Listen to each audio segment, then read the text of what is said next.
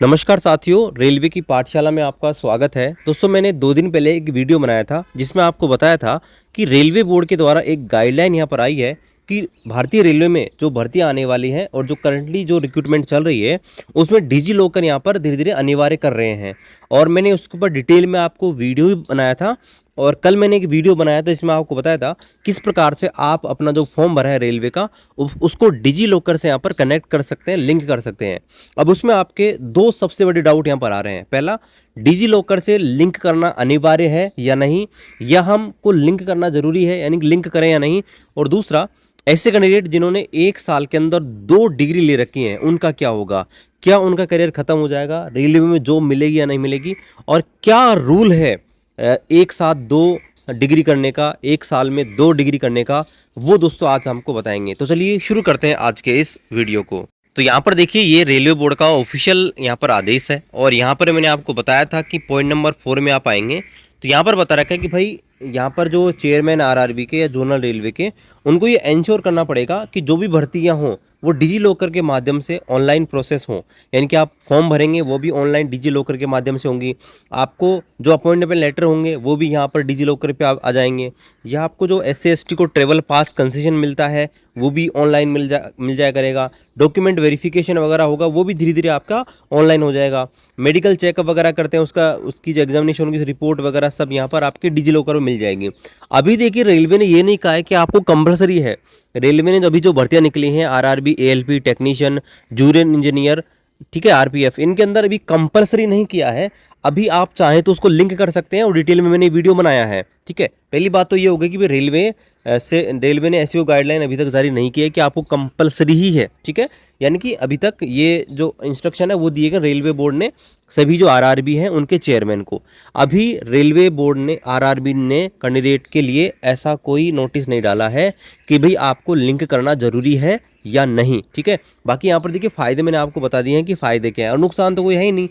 अब यहाँ पर दूसरी बात करते हैं ऐसे कैंडिडेट जिनको कोई प्रॉब्लम आ रही है कि भाई उन्होंने 1 साल के अंदर 2 डिग्री ले रखी हैं, तो उसका रूल क्या है और क्या उनको रेलवे में प्रॉब्लम हो सकती है डिजी लॉकर के माध्यम से। तो यहाँ पर आप देख सकते हैं गाइडलाइन है जो यूजीसी ने जारी की है 1 साल में एक साथ 2 कोर्सेज करने के लिए। तो यहाँ पर आप देख सकते हैं ये अप्रैल 2022 की गाइडलाइन है। इसके बाद की गाइडलाइन अगर कोई आई होगी तो वो आपको अपडेट कर देंगे। फिलहाल मेरे पास यही गाइडलाइन है।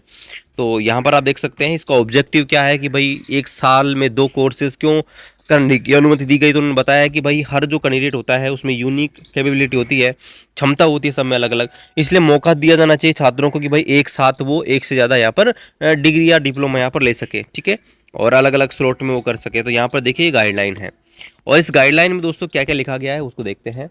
गाइडलाइन में नंबर 1 पॉइंट में लिखा गया है, a student can pursue 2 full time academic program in physical mode provided that in such cases class timing for one program do not overlap with the class timing of other program।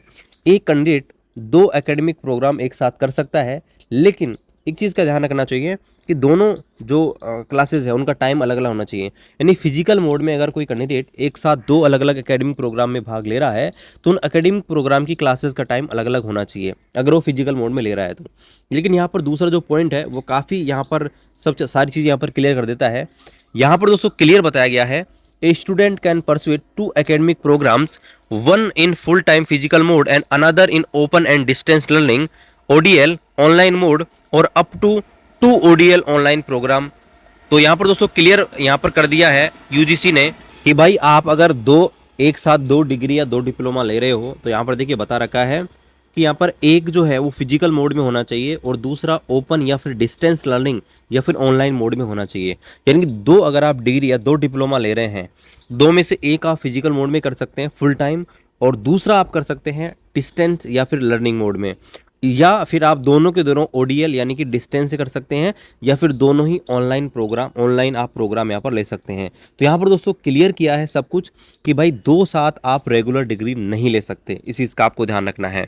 उनमें से एक आप regular कर सकते हैं और एक दोस्तों आप यहाँ पर जो है आपका डिस्टेंस या फिर ऑनलाइन यहाँ पर कर सकते हैं। और ये चीज़ें हैं आपके जो पीएचडी हैं उन पर रूल्स यहाँ पर लागू नहीं होंगे। और इसके लिए यहाँ पर बता रखा है कि यूजीसी भी टाइम यहाँ पर अपना जो है रूल्स यहाँ पर बदल सकती है और यहाँ पर ये भी बता सकता है कि भाई कौन कौन से वो डिप्लोमा प्रोग्राम हैं जो आपके डिस्टेंस से किए जा सकते हैं। अब देखिए बहुत सारे ऐसे कोर्सेज होते हैं जो डिस्टेंस से होते नहीं है, यानी कि वहाँ पर आपको फिजिकली जाना ज़रूरी है। तो ऐसे में आप उन प्रोग्राम को चाहकर भी दोस्तों यहाँ पर डिस्टेंस से नहीं कर सकते। तो यहाँ पर देखिए बहुत सारे कैंडिडेट होंगे जिन्होंने एक साथ 2 डिग्री ले ली होंगी रेगुलर की, तो उनको यहाँ पर प्रॉब्लम हो सकती है।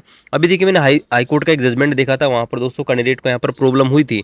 हाँ ठीक है, तो ऐसा हो सकता है कि दोस्तों अगर आपने दोनों एक साथ रेगुलर डिग्री ली है तो कहीं ना कहीं आपको प्रॉब्लम हो सकती है।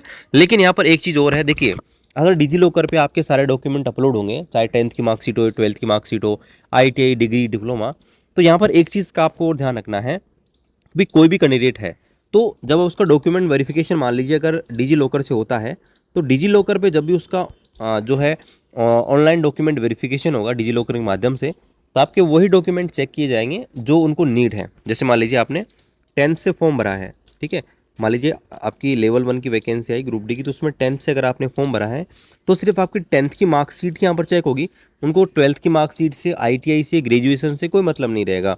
इसी प्रकार से मान लीजिए आपने असिस्टेंट लोको पायलट का फॉर्म भरा और आपने 10th प्लस ITI से फॉर्म भरा, तो आपका 10th प्लस ITI का डॉक्यूमेंट ही चेक किया जाएगा, ग्रेजुएशन वगैरह आपका चेक नहीं किया जाएगा, जितना मेरे को इन चीज़ों का पता है। ठीक है, बाकी देखिए अगर आपने कुछ भी गलत किया है, इलीगल किया है आपके डिग्री या डिप्लोमा प्राप्त करने में, तो आपको प्रॉब्लम हो सकती है। बाकी रूल्स भी मैंने आपको दिखा दिए हैं। बाकी आपका कोई भी और डाउट रहेगा कमेंट कीजिए। मिलते हैं आपसे अगली वीडियो में, तब तक जय हिंद, वंदे मातरम।